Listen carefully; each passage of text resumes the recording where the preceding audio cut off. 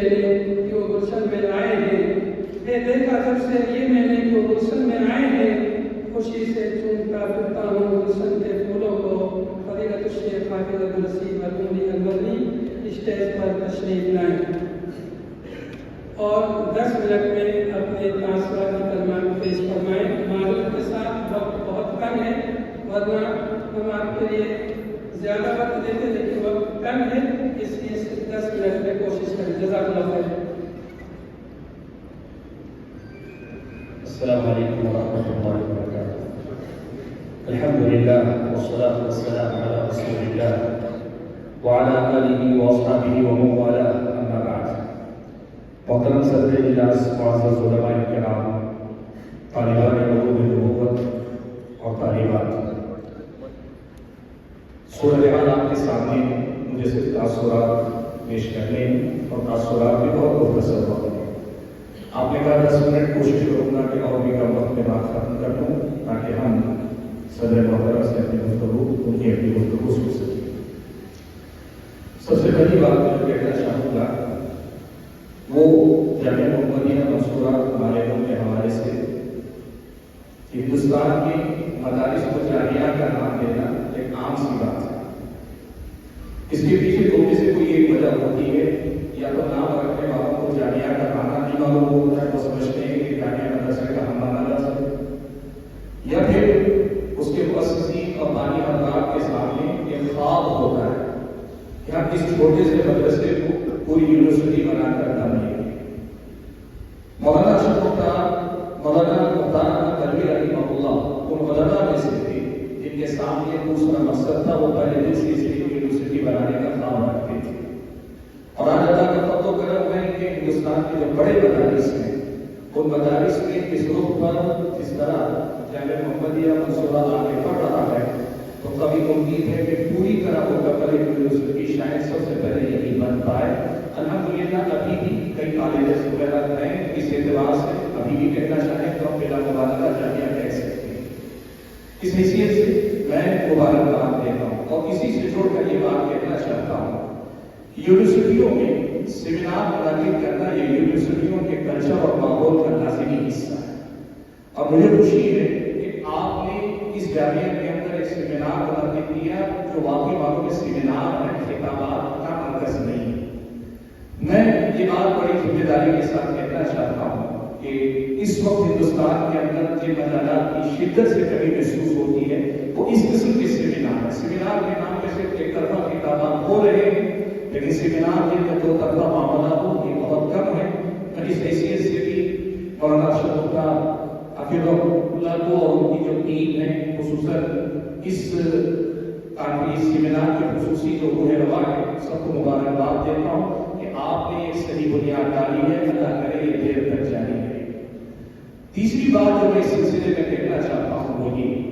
کہ سامعین سے خصوصی طور پر میری ایک التماس، آئندہ کبھی سیمینار کا لفظ آپ سنیں اور اس طرز کے سیمینار تو اسے فتوے کا میدان نہ سمجھیں، سب سے پہلی بات، اور اس کے ساتھ جتنی تیاری باحث کر کے آتا ہے آپ کے سامنے موضوعات پہلے ہی سے آ جاتے ہیں، آپ اس موضوع پر پہلے سے مطالعہ کر کے آئیں، پڑھ کے آئیں، تاکہ مناقشہ واقعی معنوں میں مناقشہ ہو اور سیمینار واقعی معنوں میں سیمینار ہو اور اس کا بھرپور فائدہ لوگوں کو ملے۔ ایک بڑی اہم بات میں خصوصی طور پر آج جو اس موضوع پہ مسائل زکوٰۃ کے حوالے سے جو سیمینار رکھا گیا اس کے سیاق میں کہنا چاہتا ہوں، وہ بات یہ ہے کہ دیکھیے ہندوستان کے اندر یہ بات سب محسوس کرتے ہیں کہ ایک طرف سود کا رواج بے دریغ ہے اور دوسری طرف زکوٰۃ کے معاملے میں غلط تصورات کا معاملہ۔ ان دونوں کے تدارک کے لیے اسلامی شریعت نے جو بدیل دیا ہے سود کے خاتمے کے لیے قرض کو صحیح اصولوں پہ بحال کرنا اور زکوٰۃ کے تحفظ اور اس کے صحیح مقام پہ خرچ ہونے کے لیے عام عطیات و صدقات وغیرہ کو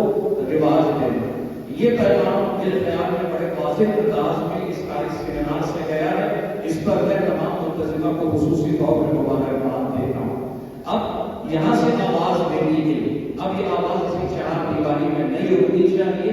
یہ بات دور دور تک پہنچے، دیر تک پہنچتی رہے تاکہ چلا سے چلا چلے اور یہ پیغام واقعی معنوں میں اپنے مقاصد حاصل کرنے میں کامیاب ہو سکے۔ ایک بڑی اہم بات میں یہ ذکر کرنا ضروری سمجھتا ہوں کہ دیکھیے حضرت یوسف اختیاری رحمۃ اللہ علیہ کا ایک قول ہے، وہ کہا کرتے تھے اذا اردت ان تعرف خطأ معلمك فجالس غيره، اپنے استاذ کی غلطی تمہیں سمجھنی ہے تو تمہارے لیے ضروری ہوگا کہ دوسرے عالم کی، دوسرے استاذ کی بھی گفتگو سننا سیکھو،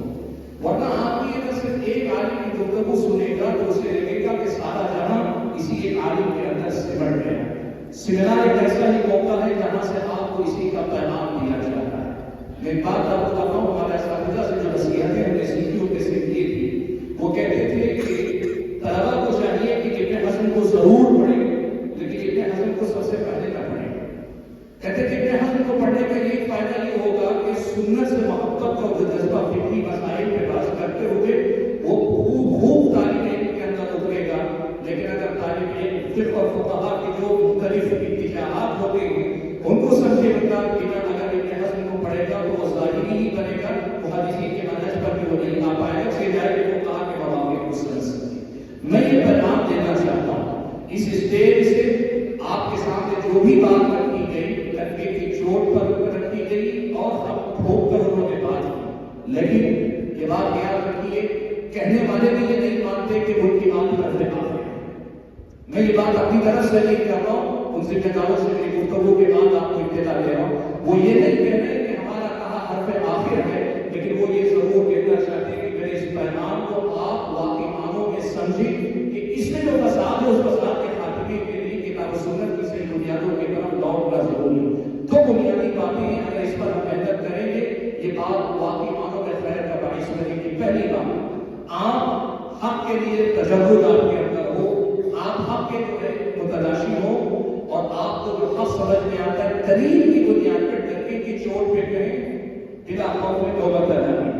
لیکن دوسری طرف کی بات بھی شرح صدر کے ساتھ رکھیں، حق چاہے جہی کہاں سے آئے، جس وقت جہاں جتنا حق سمجھ پائے اسی لمحے اپنے دل کو اس کے لیے کھول دیں۔ یہی پیغام دیتے ہوئے میں شکر گزار ہوں خصوصی طور پہ ارشد مختار حفظہ اللہ کا، پھر ہمارے برادر گرامی قدر